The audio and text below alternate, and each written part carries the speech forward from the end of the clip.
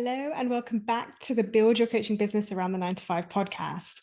Today, I'm going to be diving into the topic of failure.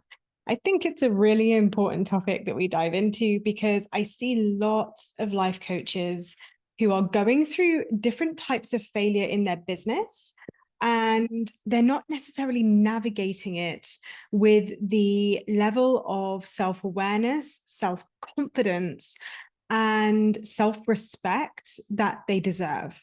And I want to share this episode with you because I went through this. I realized that I was treating myself really badly in my business when it came to my experience of failing.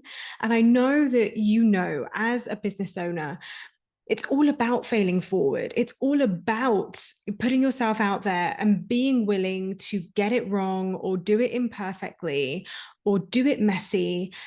But what I see in reality is that lots of coaches are kind of holding themselves back and not necessarily actually going all in.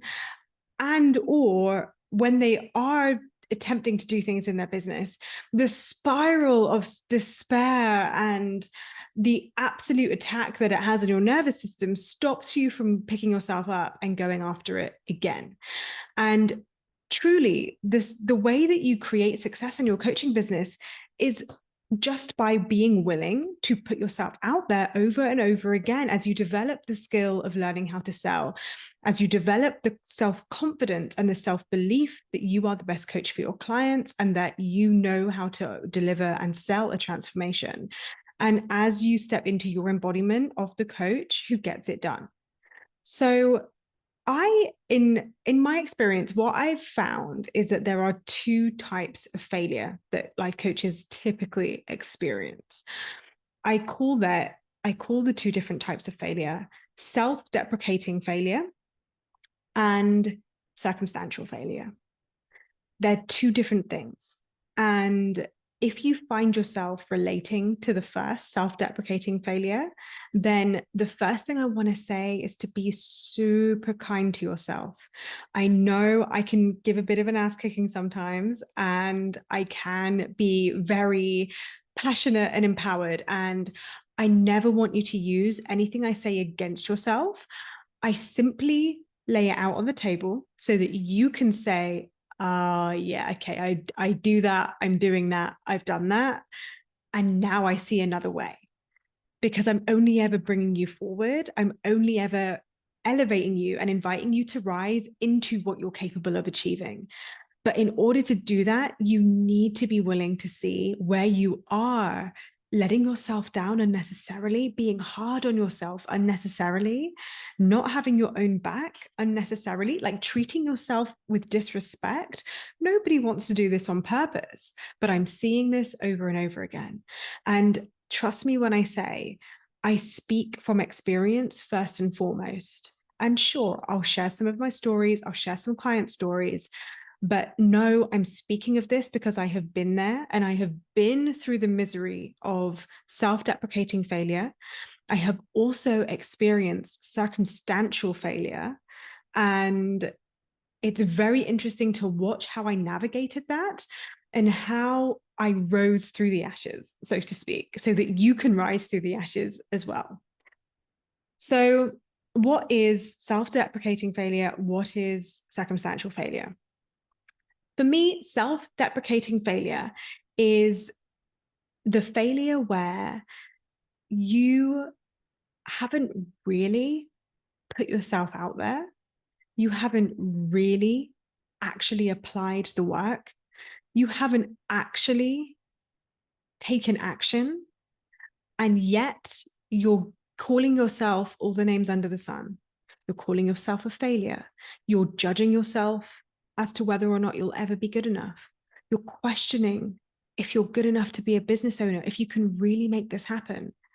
You're frustrated that you should be further along than where you are. And you want it badly. I know you do. It's who you are now. I know that you're meant to be a life coach now. I know that it's possible for you. But I also see that you're not actually taking radical responsibility for yourself. Because if you were, you would have circumstantial failure. Circumstantial failure is when you can objectively look at the data and say, okay, that launch created 0 clients. This month, I have created 0 clients based off the fact of the data and what the data is telling me. So here is a really quick way that you can immediately tell if you're feeling all the feelings of frustration, disappointment, not like unworthiness, not enoughness about your business. I'm curious to know, is that based off data that you've looked at and you've literally gone through your stories, your posts, your emails, your Facebook posts, your Pinterest, wherever you show up online or even in person? Have you actually gone through and counted how many times you have actually made an offer and told people to work with you? And if you look at that number and you see that it's less than 30, AKA you haven't at least done it every single day this month or last month, yet you're sat there feeling like a failure, feeling frustrated, feeling disappointed, feeling not enough, feeling not worthy. But the data says that you haven't actually been selling or telling people to work with you, then this is literally self-deprecating failure. You're doing it to yourself.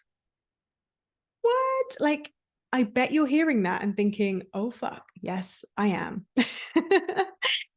When I realized I was doing this in my business, oh my gosh, that made everything change because it made me realize I was busy being busy. I know you've heard me say that phrase so many times. I was busy being busy. I was so busy thinking about my business all the time. I was so busy planning my posts that I wasn't actually posting them. I was so busy plugging into trainings, watching what my favorite coaches were doing, listening to podcasts. But I wasn't then taking those learnings and embodying. I wasn't taking everything that I was learning and actually taking action and executing on the things that I was doing. I was so in my head, wanting it so badly, feeling all the feels, making it feel overwhelming. And I was feeling burnt out and more overwhelmed. And then it became more scary. And then I had to psych myself up to share a post. What is happening here? We're doing this to ourselves. So I say it in jest because truly, I like do not mean this to cause any self-shame. I don't want you to add onto the layer of what you realize is happening. What this awareness is now giving you is the power of agency. This is your invitation to go, okay, I see it. Now I need to be onto myself. And there's different ways you can do that. You can do it by having more of a plan every day. You can do it by, and this is what I advise my clients, to get absolutely clear on your non-negotiables that you're going to do every single day to create clients. And if you don't know what that is, then hire me. To notice the difference between fear stopping you and there being a really legitimate reason why you can or should not show up today, or why you can or should not take action in your business.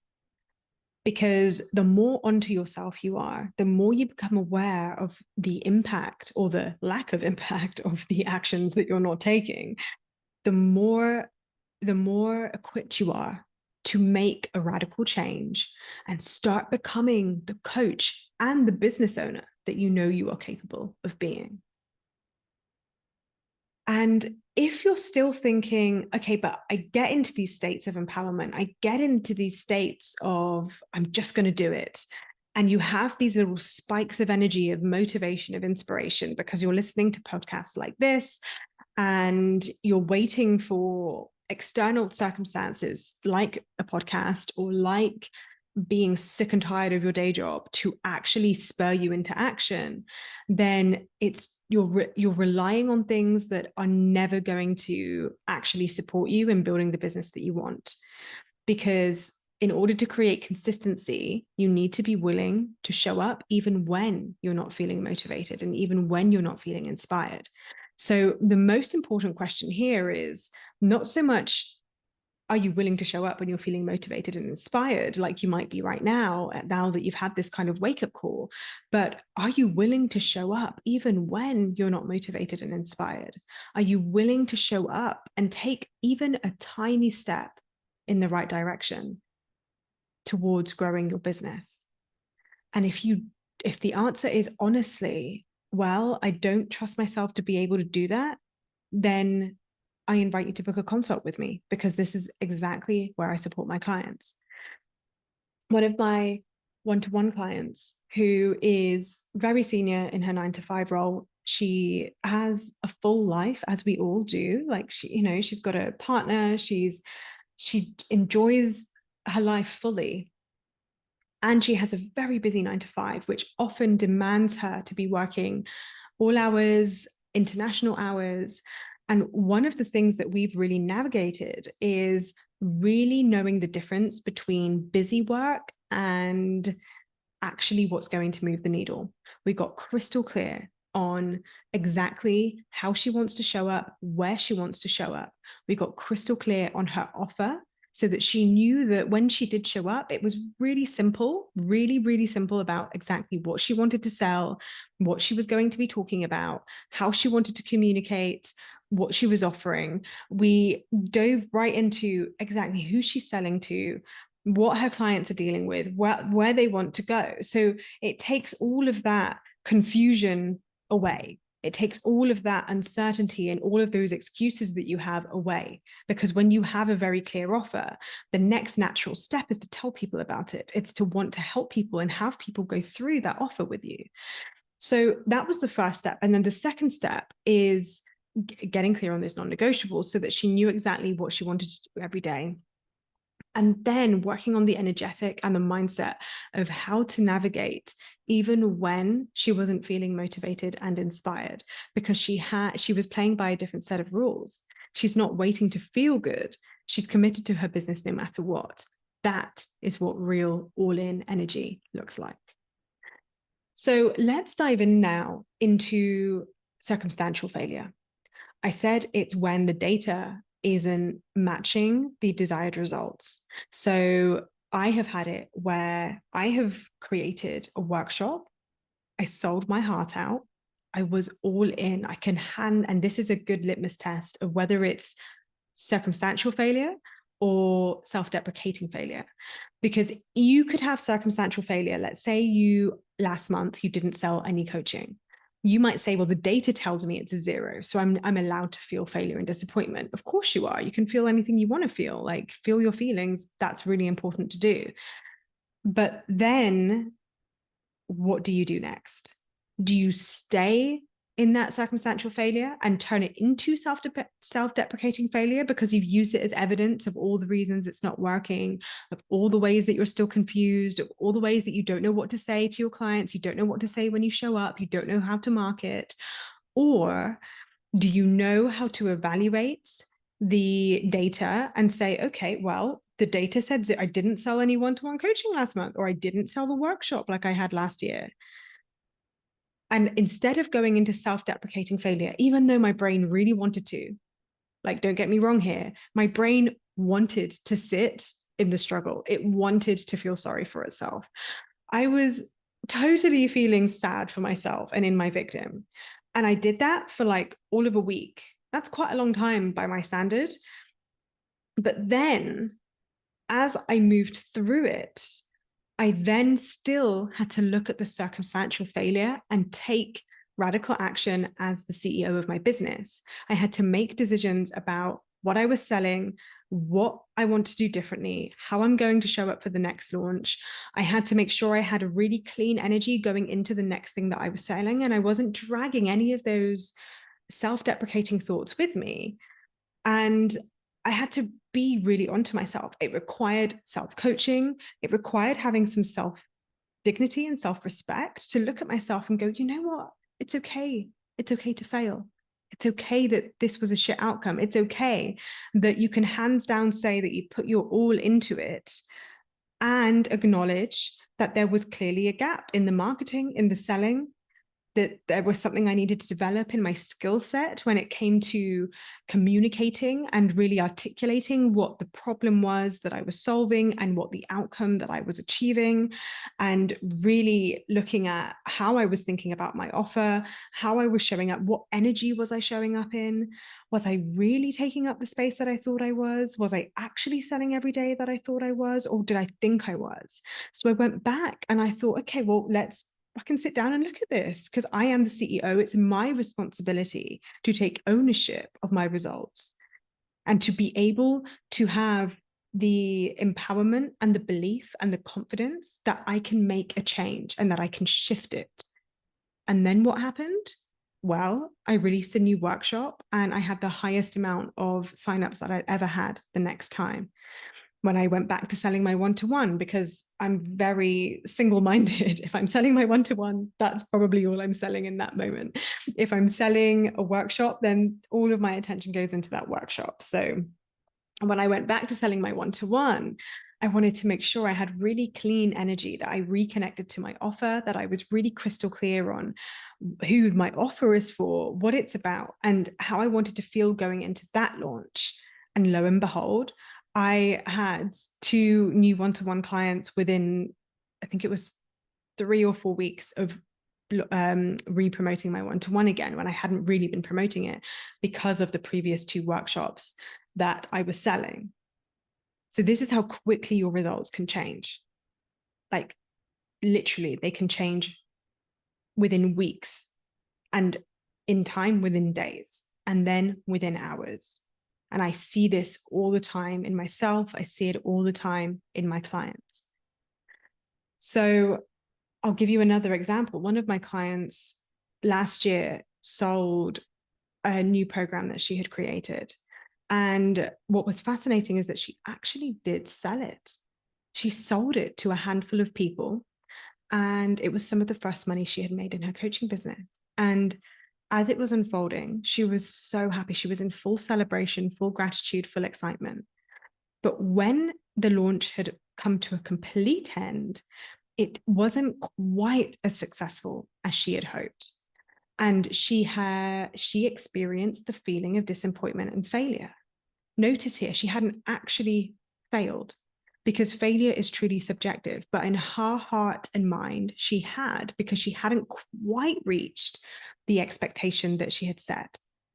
And so when you have self-deprecating failure from circumstantial failure, these are a few very nuanced things. So we're going into level 2.0 now, but here are a couple of nuanced things that I really want you to start watching out for, because this definitely applies to anyone who is making money, but maybe isn't making the money that you know that you could be making. And it still doesn't feel good enough, and you're still not quite satisfied. So you're still staying stuck in that self-deprecating failure of, well, it still isn't enough. When will I get there? I want to be further than I am. And the same things apply. Watch for that entitlement. And I say that with so much love. We are being slightly entitled when we think we should have had more sales than we did. The most releasing thing that we can possibly give ourselves when we realize that we were actually being slightly entitled and slightly attached is that we aren't owed anything.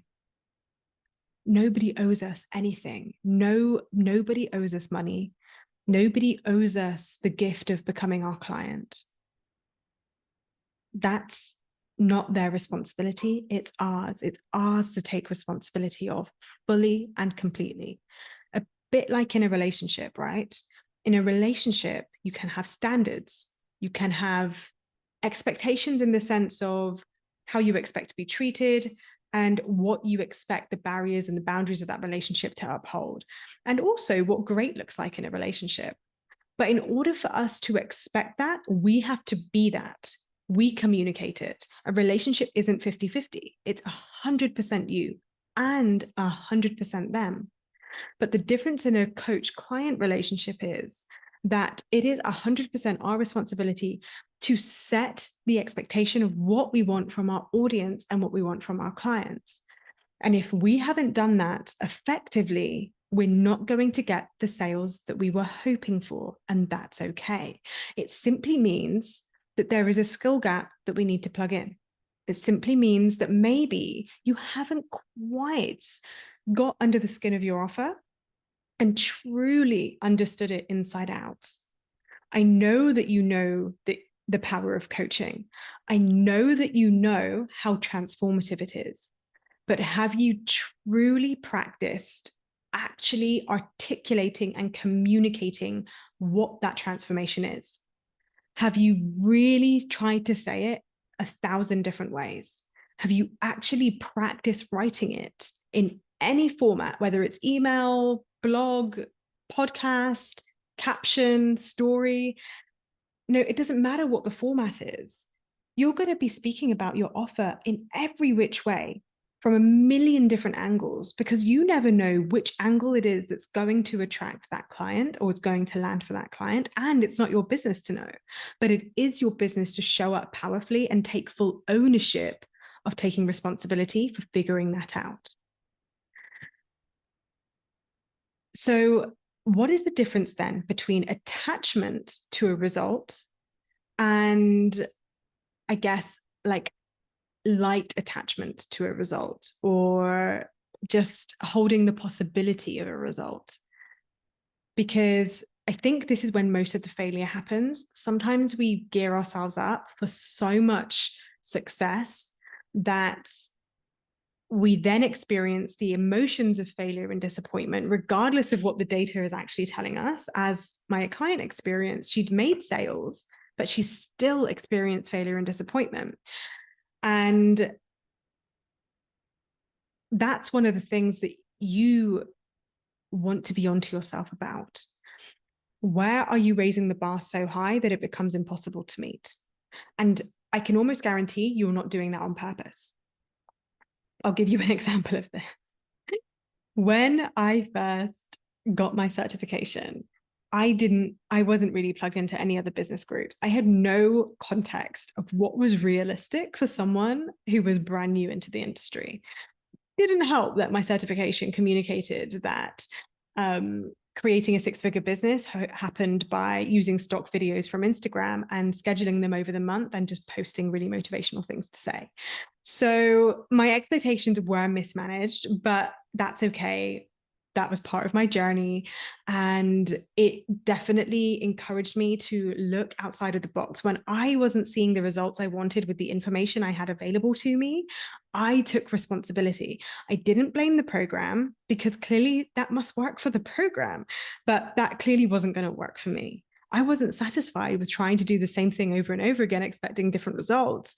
I also know that that's not possible. So I took radical responsibility. I took that all-in energy that I speak about in my first ever episode. So go check that episode out, which is going all in your coaching business. And I actually said to myself, okay, what skill gap do I need here? What support do I need? Where am I lacking the confidence? Why am I not showing up as much as I'm thinking about my coaching business? Where are the gaps that I need to plug? Where am I having niche drama that still isn't resolved weeks and months later? Where am I still second guessing my price, and therefore I'm not showing up because I'm scared no one's really going to buy, and I'm creating the result that no one's buying because I'm not showing up because I'm scared of my price? So do you see how when we have fear, we actually create our own failure? Because all the reasons that we have, that I'm not good enough, that I'm not worthy enough, that people won't buy this, that I don't know what I'm doing, creates the results that I'm not worthy, that I'm not enough, or that I don't do enough, at least, that I don't communicate effectively, and that I don't end up selling, and therefore I don't sell. So in order to break that cycle, I knew I needed to get proper support. I knew I needed to invest. I also knew I needed to start taking radical responsibility. I knew that all in didn't mean leaving my 9 to 5, because I'd already left my 9 to 5 at that stage. So all in suddenly meant something different. It meant actually taking radical responsibility. It meant not sitting in self-deprecating failure. Now, it doesn't mean that, and this is, again, this could be another podcast, but this doesn't mean that you bypass the feelings of failure and disappointment, or that you don't acknowledge when you're experiencing failure and disappointment. It is very important that you feel your feelings. Now, if you don't know how to feel your feelings, if you don't know how to fully process an emotion from start to finish, then another brilliant reason for you to hire me as your coach. But the ability to be able to acknowledge when you are feeling anything in your business, failure, disappointment, frustration, entitlement, attachment, just fear in general, anxiety, fear of being visible, then the quicker that you can address that and fully complete that emotion, see it all the way through, address what's really going on, do the healing work, do the work to bring yourself back into safety, back into belonging, to take your power back in the most radical way, so that you can then get into your CEO energy and your CEO embodiment, look at the data, be onto yourself and ask yourself honestly, did I actually sell this thing? Did I really show up? Did I really speak about it like I believe it is truly the best way my clients can get a transformation? And then from that information, you can start to make a difference. So I hope this was enlightening for you. This is all things that I'm solving with my clients day in, day out. Don't get me wrong, they're not necessarily all coming to me saying, oh, I'm feeling like a failure, or like I'm a disappointment, or I'm feeling disappointed.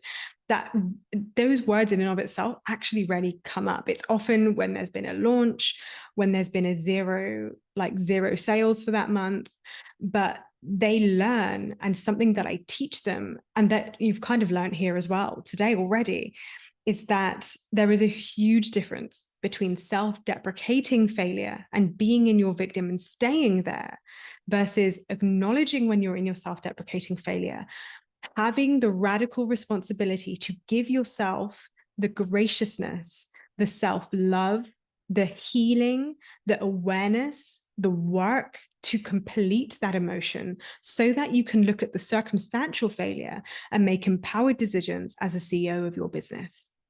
So drop me a DM if that was helpful for you. And if you want to take the next step and get me as your coach to support you as you build your coaching business, whether or not you're still in the 9 to 5 or you're trying to stay out of the 9 to 5, I will help you. I will help you by creating an offer that you actually love, that you have absolute clarity on, so that you can sell powerfully daily. And I will help you build your capacity to do it daily in a way that suits you. And then when you show up, we're going to start developing the skill of marketing and selling.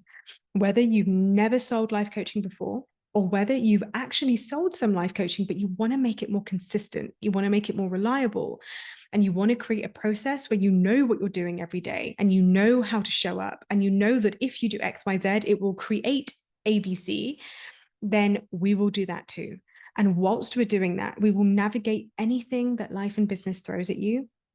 And as you do all of those things, you will be stepping up into your next level self, into the soul-led CEO embodiment of who you are becoming, so that you can claim it fully, so that you can show up powerfully in your coaching business and love everything that you create. So if that feels aligned to you and you know that I'm the coach for you, then the next step is to book your free consult.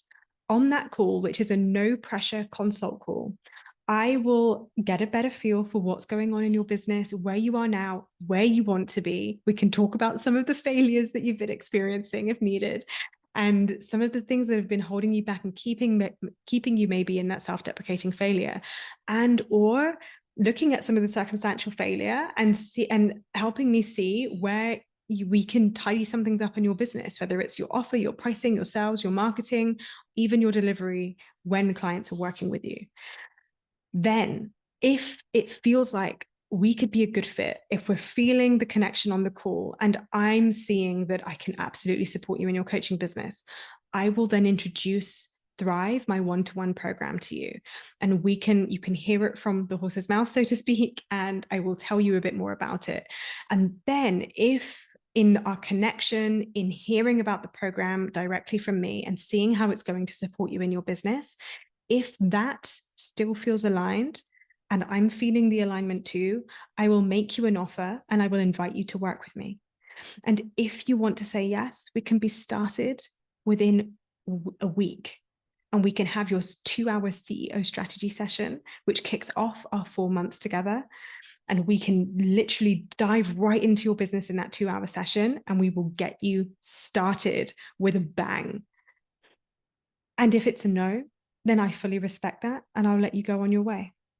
So to book your free consult, go to the show notes. I will put the link in the show notes, or you can find it on my website, which is www.coachingwithpamella.com/thrive in capital letters. That's /thrive in capital letters. I'm also very pleased to announce that Thrive 2.0 is coming.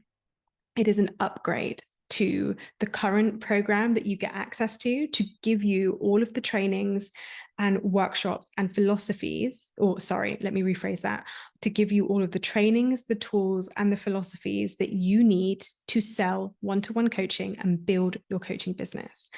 I am loving upgrading it. I am introducing a brand new messaging mastery course, which is only going to be available for my one-to-one clients. And that's going to be releasing at the end of February, beginning of March, 2024. So this is the most beautiful time to join the program.